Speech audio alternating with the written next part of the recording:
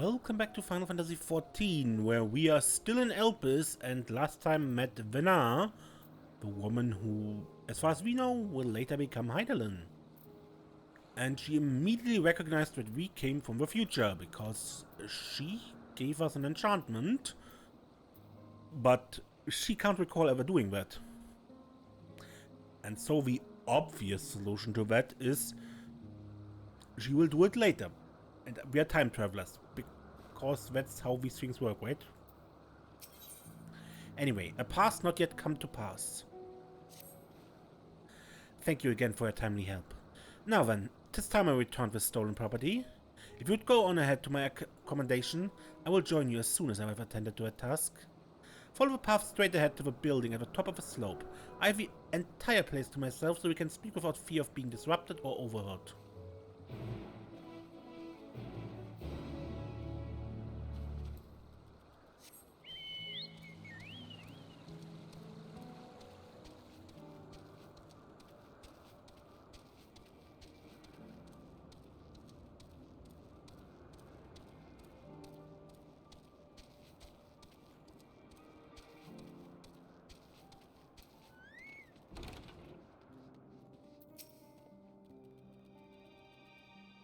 You needn't be nervous around Venat.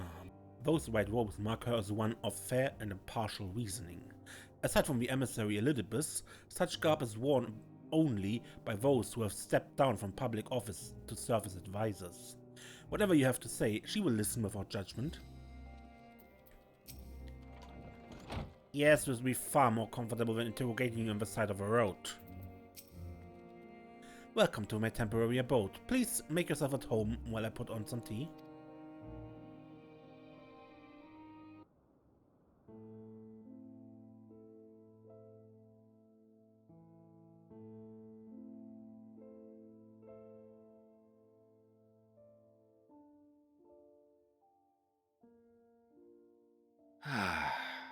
A wonderful aroma.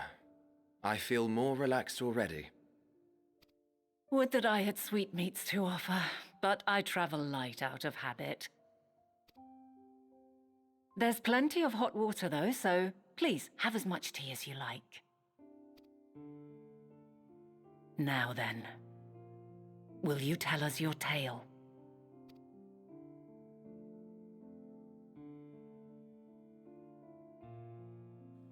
Where to begin?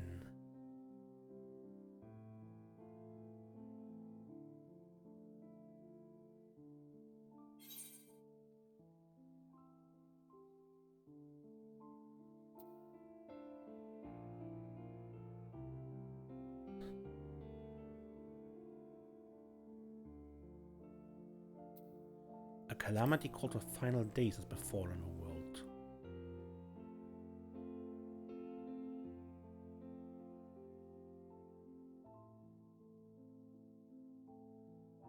Why don't you start from the beginning?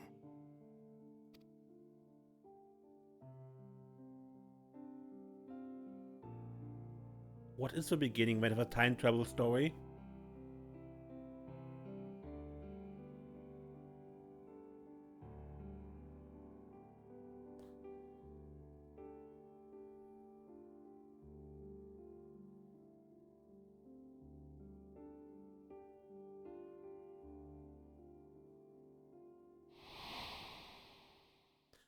Heidelin.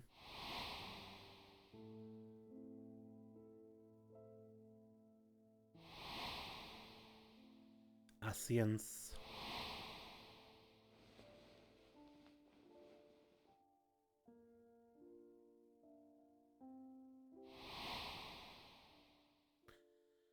The fake Amorot.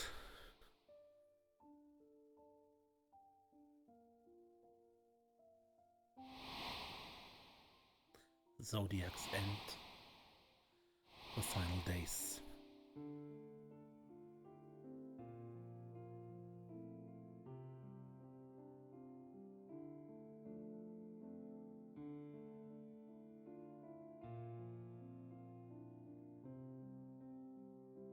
Preposterous! Utterly preposterous! While not the words I would have chosen, I too have my doubts. much of it borders on the incredulous. What of you, Venat?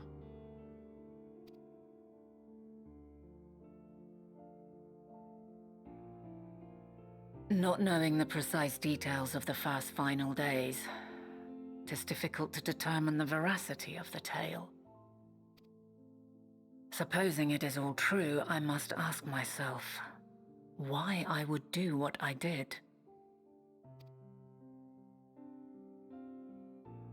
Why would I feel I had no recourse but to oppose the 14 and create this Hydaelyn? Circumstances change, of course, but it would not have been an easy decision regardless. No, there must have been a reason. One compelling enough to force me to take such drastic measures. Then there is the Elpis flower, which I said would serve as a guide. That it's of import to your mission is plain, but your presence here leads me to believe that this place also holds significance. But what could it be? What are we meant to accomplish? Might it not be simply thus? In the future, whence she came, the final days could not be averted. Mankind has no choice but to flee the star. By alerting us to that eventuality, perhaps you wish to pave the way for other futures. Theoretically speaking, it is a possibility. Yet if that were my primary objective, I see no reason to guide our friend to Elpis specifically. The capital and Amarot, or even my own home would be more logical destinations.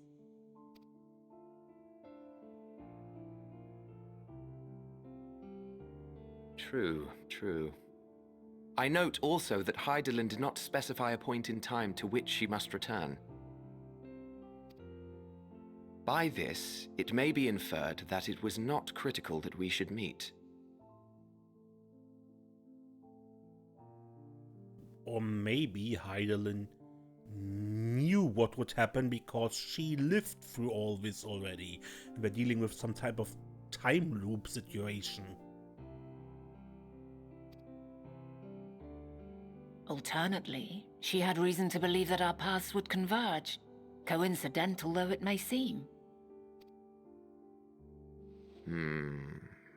This is quite a puzzle, and we do not have all the pieces. Hardly any, but we do have one immutable fact. If the final days are indeed as described, they will bring death to all that I hold dear. Yet despite being afforded long years of preparation, the only provisions I could make were for flight. Nay, my first and foremost endeavor would be to find a way to forestall the coming doom. Given that even the 14 failed, mayhap you deemed it impossible. Nothing is impossible. This I have always believed. And if Hydaelyn is indeed me, she would believe the same. Listen to yourself. Are you seriously entertaining the notion that you are a messianic figure in some far-fetched tale?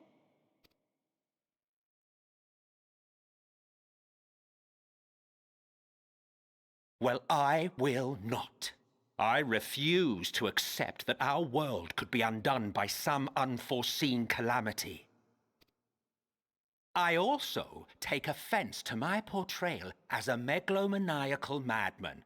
To sacrifice oneself for the star is a noble act, and I would hold those who gave themselves to this zodiac in the highest esteem. Yet, you claim I recreated Amarot and populated it with phantoms of our people? A bizarre indulgence that would be insulting to their memory. Worse still, I even invited you there. Literally invited my own downfall. Why would I do something so idiotic and inexplicable?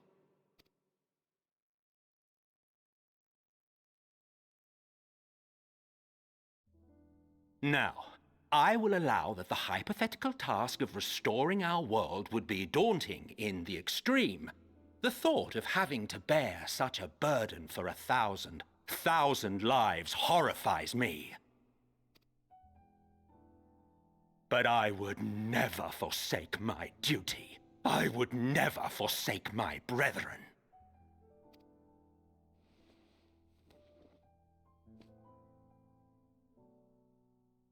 You do not know me. I've had my fill of your fiction. I will return to my duty, and you will not bother me again.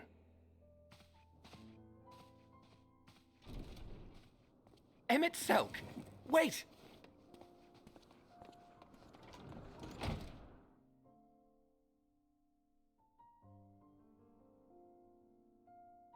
You've seen much of Elpis already.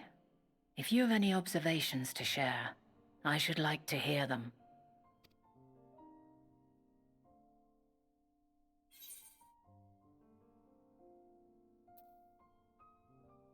Hermes and Meteon are somehow involved. Hermes and his creation Meteon, you say? If Dynamis is the self-same energy as Akasha, as it likely seems, then those two may well be at the center of the calamity to come. This warrants further investigation.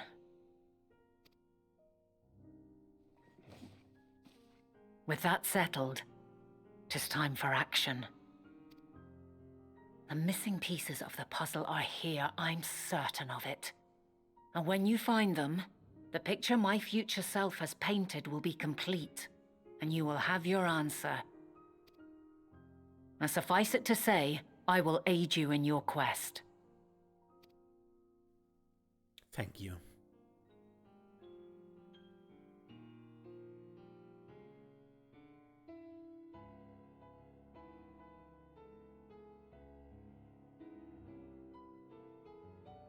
Have faith. If Emmett Selk is the man Azum described to me, we've not seen the last of him.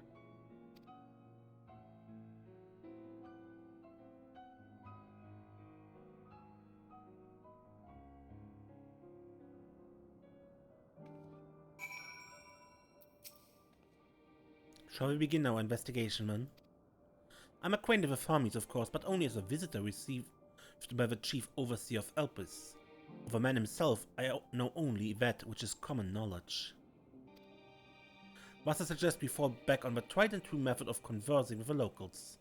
The observers who live here can surely tell us more of Hermes and Meteon, and I have a good idea of where we might begin.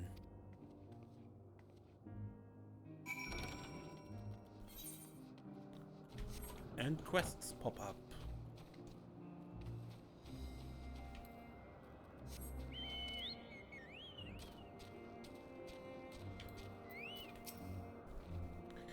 See a woman standing in front of yonder building?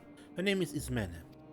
She's the one who made arrangements for my stay in Elpis, and from what I recall, she has held a position here for quite some time. Chances are she can provide us with some insights. Go and ask your questions. I will help with drawing out answers if need be, but I leave the choice of topic up to you.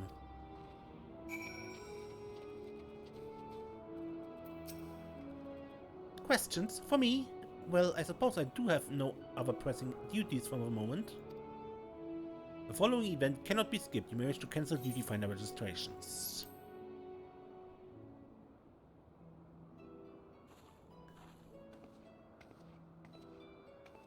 Greetings, Ismen. My friend here is desperately curious about Chief Hermes, and I was wondering if you might indulge her. Certainly, Mr. Venat. Anything to be of service. What do you wish to know? What kind of person is Hermes? Well, I can only answer from my own experience, but I would describe him as a quiet man. Reserved, you might say, and occasionally somewhat poor with his choice of words. His reticent nature, however, does not prevent him from carrying out his duties as chief overseer. The man is a walking archive when it comes to life forms. He can discuss any species in incredible detail and is the leading authority on concepts with the power of flight. I hope that answers your question. Was there anything else?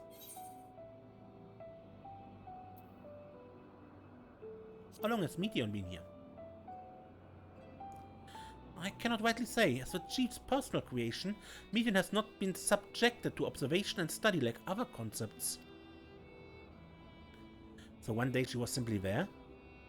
And what do you make of her abilities? I understand that she is a highly unusual familiar, able to read emotions and communicate directly with one's mind. Exactly how she was created with that talent, however, is a mystery to me. My apologies, I wish I could explain her nature in more depth, but I have not had occasion to discuss it with Chief Hermes. Do you trust him? I beg your pardon? I have known Chief Hermes for many years, though I cannot say we are close. He has never withheld information to the detriment of our duties, if that is what you mean.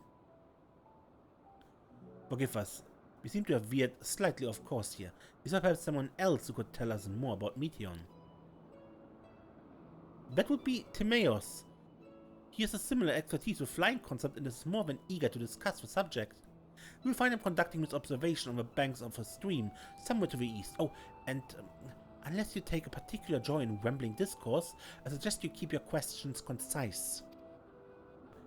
We shall keep that in mind. Thank you for your patience and your insight.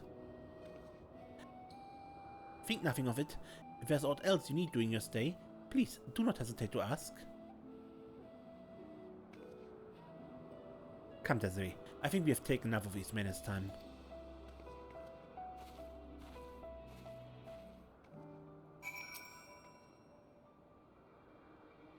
You are familiar, yes? Belong to Mistress Venat? Couldn't have been blessed with a finer master. Our investigation is off to a fine start, wouldn't you agree? From here, I propose that we split up. I'll continue making inquiries with the resident observers. If you could track down the colleague Ismena mentioned. While I did feel compelled to interject once or twice during the previous conversation, you seem more than capable of drawing forth the answers you seek. All I ask is that you watch your footing around the stream. We can meet back here once we've finished speaking with us, Timaeus.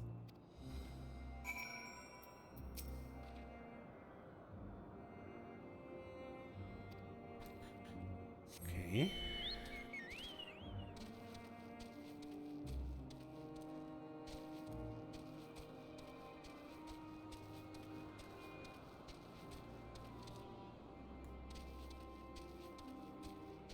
You over there.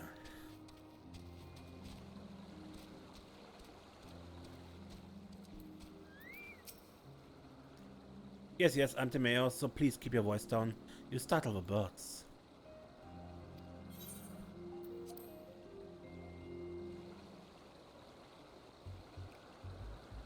So, what is it you wish to speak about? What do you think of Chief Hermes' flying creations? Chief Hermes' work, a worthy subject indeed. Both beings which soar through the clouds, majestic and graceful, are ever a favorite of creators. Even now, with so many varieties in existence, the flood of newly imagined concepts continues unabated.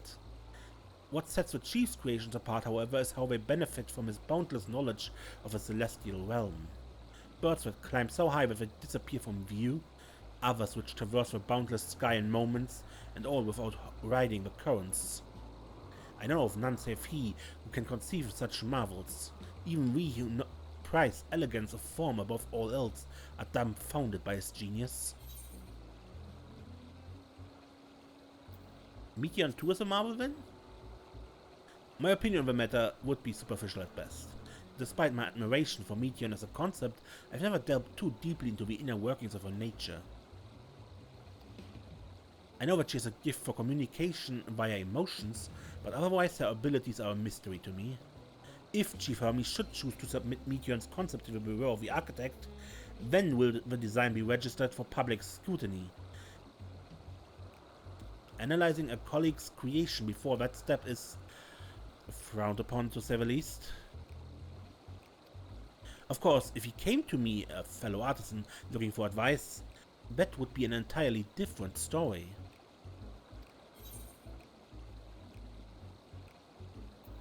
Do you know of Dynamis and Entelekis? Dynamis and Entelekis? Those terms do sound vaguely familiar. Was there not a flower made here in Elpis which exhibited properties of one or the other? It must have been centuries since I last heard anyone speak of such things. Has there been a resurgence of interest? Nope. Then why bring up the subject? I'm flattered that you sought my insight, but I cannot afford to neglect my duties for the sake of idle chatter. Now, I really must return to my observations. Surely you have your own tasks to attend to?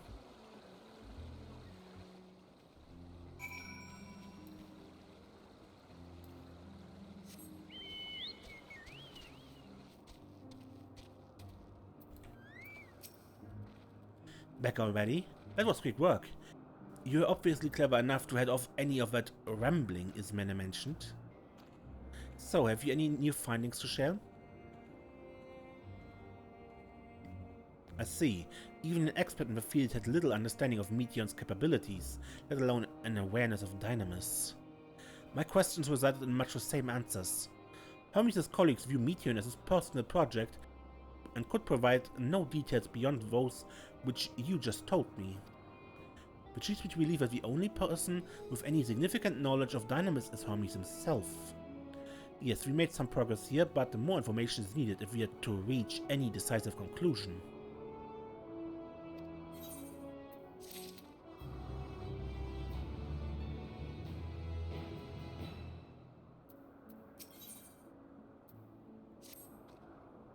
At present, the strongest link we have to the final days is the power of Dynamis and the Entelekis which control that. Yet most scholars are only vaguely aware of these terms, let alone study them in any depth. Except Hermes, it seems. But I'm inclined to stay our current course and learn all we can about the Chief Overseer and his familiar. On that subject, was there aught else of note you can tell me about Meteion, aside from her unorthodox method of communication?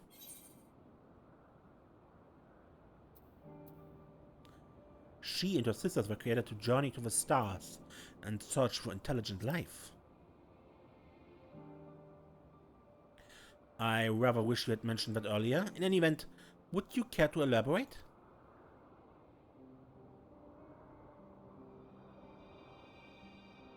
So these siblings of her now travel the great expanse in search of deeper meaning. Thank you. Though the mystery at hand remains unresolved, I feel you've touched upon a vital clue, one we should keep in mind as we continue. Next, I propose we take ourselves to Peripetea Crystalline. Not far from here, just follow the path to the west.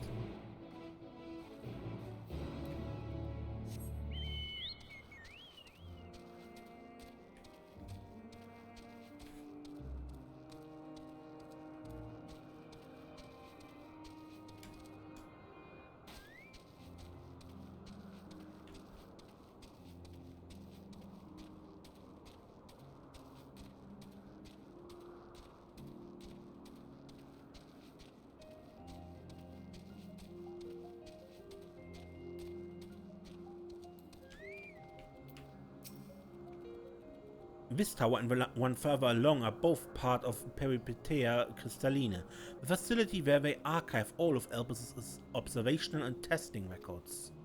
Despite how they appear from the outside, the interior is actually a vast area of magically interconnected spaces which, well, fascinating is not the reason we're here, is it?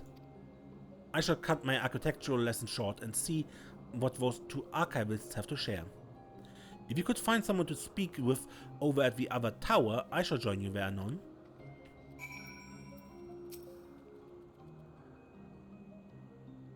How odd that I should suggest this approach without a second thought. You've come from a time and place that is dramatically different, yet here we are, working side by side. Or apart as the situation demands, with barely a word of explanation required. No matter the centuries which separate us, we are of the same star.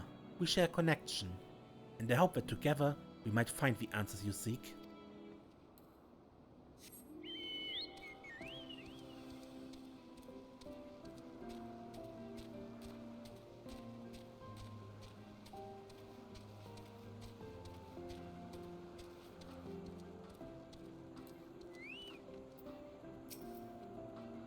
You have questions for me? Certainly, just a moment while I conclude my current appointment.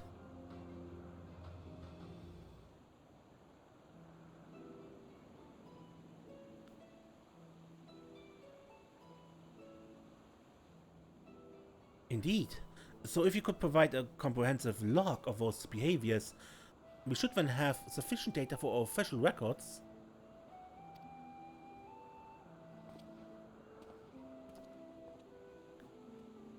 Now, what was it you wished to speak with me about?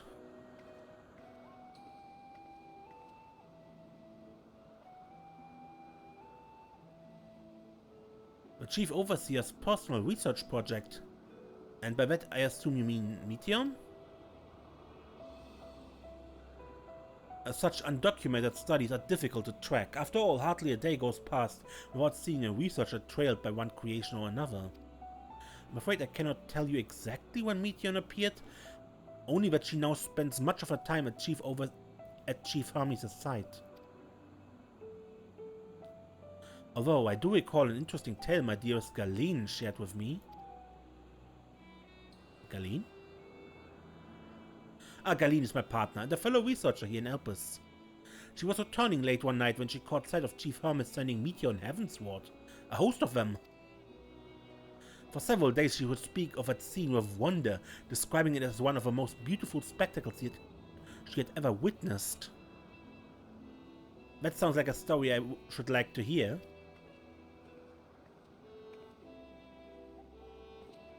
Mr. Venat, I thought you had already returned to the surface.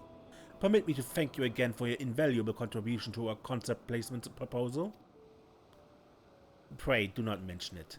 As you say, my original plan was to leave after the task, but I have since become engrossed with Chief Hermes' research. Would you favor me with a retelling of the sight which so delighted your Galeen? Of course, or you could hear it from her lips directly if you prefer. At present, she should be observing a subject in Metabaseos Thalassai. She does enjoy her time there, seeing the sea creatures hunt and play, gazing upon the salty waters of the world's oceans, recreated in such sublime detail.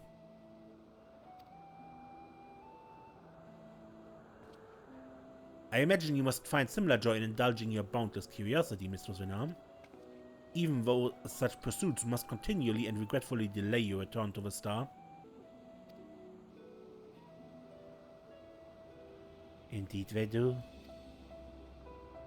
'Tis a rest well deserved and long overdue, I should think. How greatly have you prospered for the wisdom you accumulated during your travels as Azam.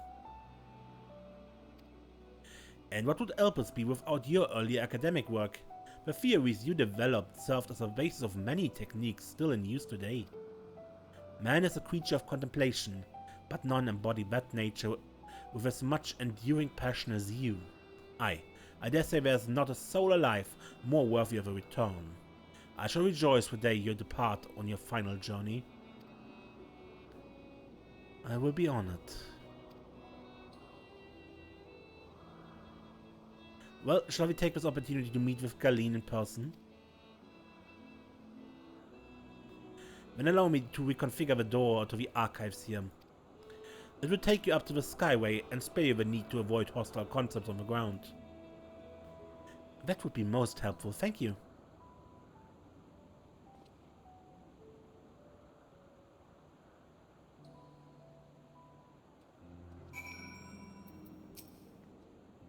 The other archivists said naught we hadn't already heard, but this story of Galeen sounds promising. I've opened the path to the Skyway. Once you pass through the door, simply walk straight across to the next tower and ask for admittance to the upper tier. Upon arriving at the upper tier, walk straight across the Skyway and you will find yourself at the entrance of Metabaseos Thalassai. Galeen will be eager to share her tale with you, I'm sure. That discussion also sounded very weird. To hear, basically, I can't wait for the day you finally decide to die. I mean, it wasn't even meant mean or anything. It was, you have done so much for us. You deserve your final rest. It's weird.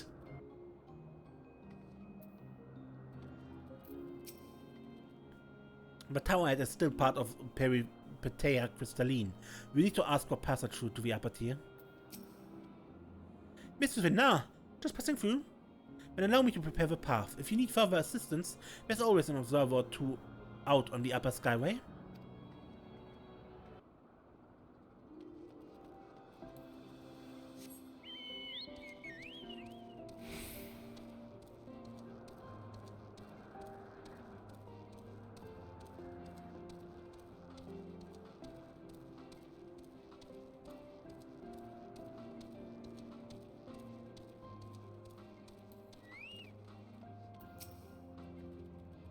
That door leads to the Talasai, but perhaps we can trouble this person for assistance with finding Aline. Mr. Zenar, I wasn't told to expect... We would have prepared an official welcome.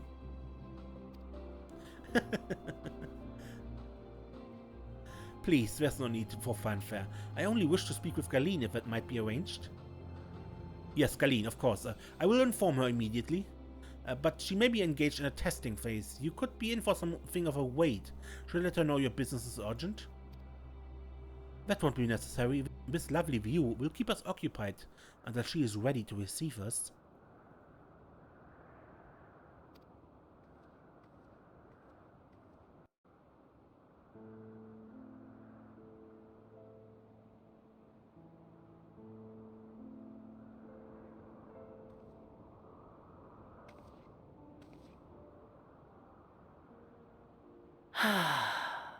A delightful breeze and a breathtaking view.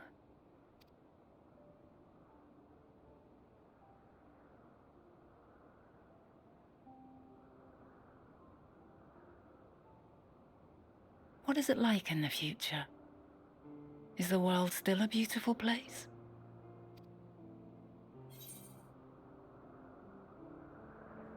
Some parts yes, others not so much.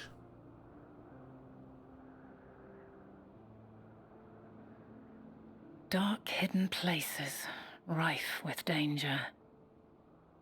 Those have an altogether different, but no less powerful sort of appeal. While we wait, will you not tell me about your adventures?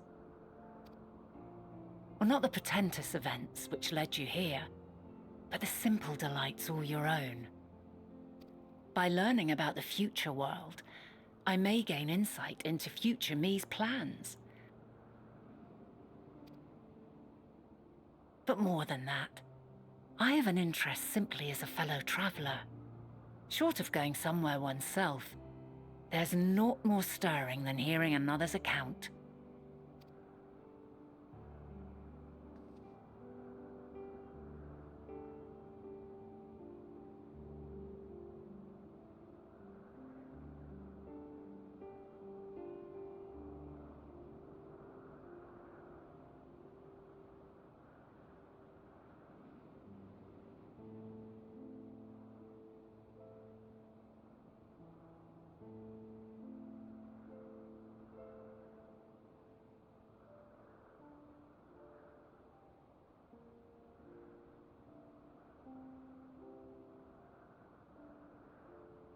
Incredible. Would that I could have been there to see it.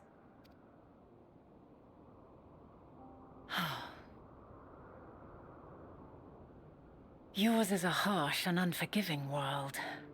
Yet in spite of this, your brethren hold fast to their virtue. To know that the light of mankind's potential still shines, even in that faraway place, it gives me heart.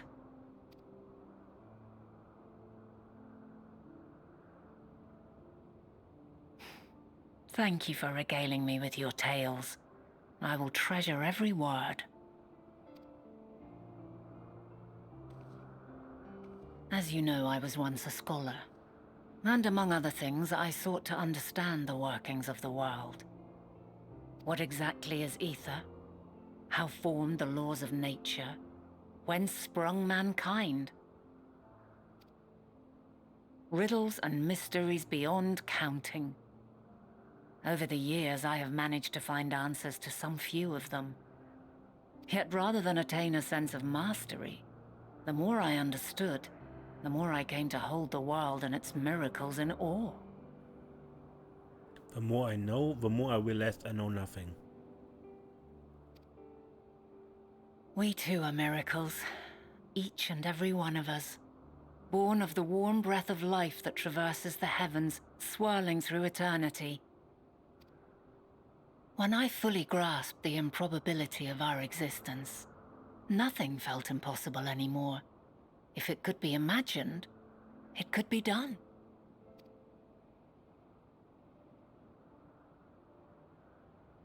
A passion swelled within me, an epiphany dispelling all preconceptions of what was natural and true, and a presence without, immense yet intimate, fate perhaps, holding us in its tender embrace. As reassuring as it was intimidating, how keenly aware I became of creation's fragility, built as it is upon precarious happenstance. I was overcome with an irrepressible urge to know the world more intimately, to hear its voice, feel its breath.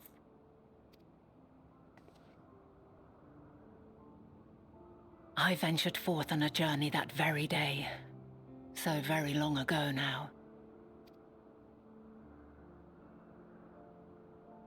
Freed from presumption and prejudice, I saw the world through a newborn's eyes. Everything fresh and new, and so beautiful. Lands that stretched on forever. Skies one could drown in. The heartbeat of nature, silent yet strong. And amidst it all a people, beacons of light and life. Laughter that warmed my heart like naught else before. They are my meaning, and my purpose, my love. And so long as they need help, I cannot return to the star. Perhaps my future self is still waiting for it. The moment she can let go and walk unto the end. Safe in the knowledge that man will find his own way.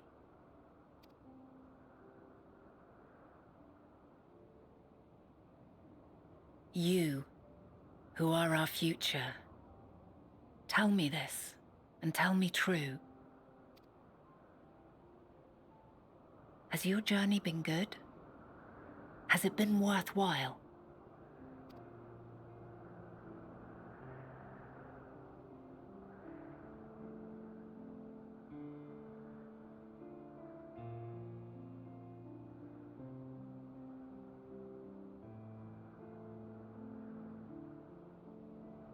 Pray forgive my lateness.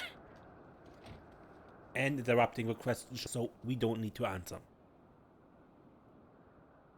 My observation subject was rather irritable, and it took a while to settle it down. No need to apologize. Your work takes precedence. Besides, we had a pleasant conversation in the meantime. You're too kind.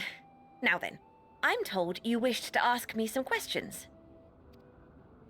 Indeed. I've an interest in one of Hermes' creations. Meteon. You witnessed a host of them take flight, yes? Oh, that! Yes, I did. 'Twas in the dark of the morn. I'd left the Thalassai after nocturnal observation. As I walked along, I spied a bright light climbing high into the southeastern skies. Then, in an instant, it was gone. Like a shooting star, only rising rather than falling. But then another shot up, then another, and another. Intrigued, I made my way to the edge to investigate. And who should I spy on an isle to the south but Hermes and Meteon, the Metea, rather. There were lots of them, and I realized they must be the shooting stars that I'd seen. So kind of like a firework, everything going a light going upwards. Only it doesn't go boom then, but continues on until you lose sight of it.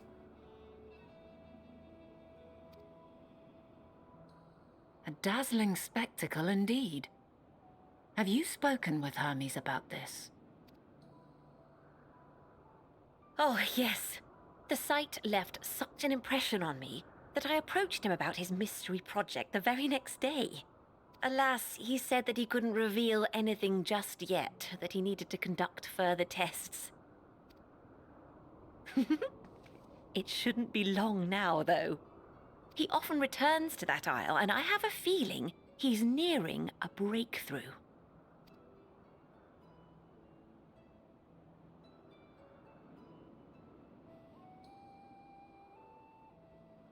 Splendid. We are likewise eager for the details. Well, that is all we wish to ask. Thank you for taking the time to indulge our curiosity.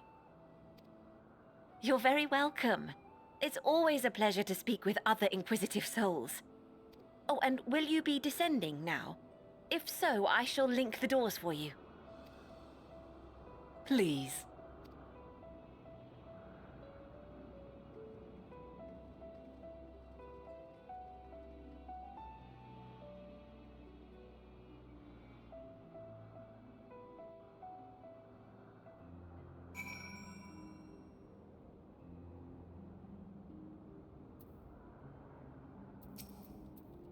So another piece of a puzzle falls into place. From what we've learned thus far, I think we can safely conclude that Hermes hasn't been revealing the details of his research to others.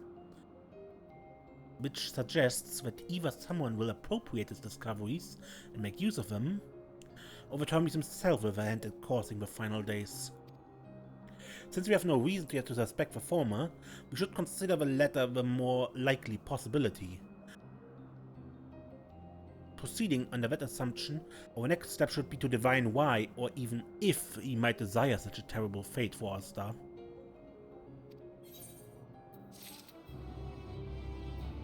Good. But I end this episode here, and next time we continue traveling on with Venat. Until then, I'm Mace, and don't get lost.